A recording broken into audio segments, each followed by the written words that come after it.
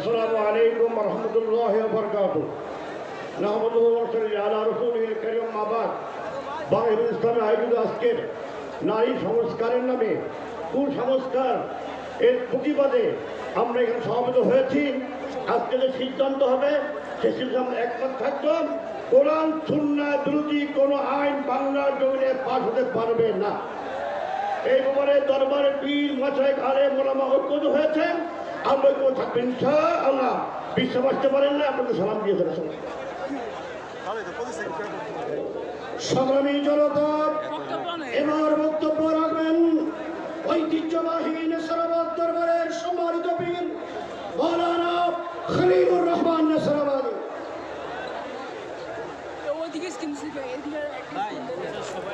নাহমাদুহু ওয়া নুসাল্লি আলা রাসূলিল কারীম আম্মা বা'দ। কথা একটাই, আমাদের মনে রাখতে হবে আজকের নারী সংস্কার নিয়ে শুধু কথা নয়, এই দেশের তৌহিদি জনতা 20 কোটি মানুষ যেই শোষণ থেকে বাঁচার জন্য আন্দোলন করেছিলেন, সেই আন্দোলন, সেই শোষণ দোসররা দূর হয়েছে, কিন্তু প্রতাত্তারা আবার বসে গেছে। সংবিধানে আজও আল্লাহর উপর আস্থা ও বিশ্বাসের ধারা সংগঠিত হয়তো নাই, তদুপরি আজকে নারী সংস্কারের নামে ইসলাম মুছে দেওয়ার ষড়যন্ত্র শুরু হয়েছে। সম্মানিত উপস্থিতি, আমাদের মনে রাখতে হবে এটা আমাদের সামনে যে বিপদ দেখতেছি, এটা একমাত্র মহাবিপদের একটি লক্ষণ মাত্র। এহসাসে নায়াত কর আসার মুসিবত का इमराज की शारश में इंतहानी से पर्दा दे। যদি আমরা এখনো হুঁশ না হই, আমরা যদি কেবল একটি গোষ্ঠীগত কিংবা শ্রেণী আন্দোলন দিয়ে এই শক্তি প্রতিহত করতে চাই, ভুল হবে। ইউনূস সরকারের কাছে কোনো আবেদন করে লাভ হবে না।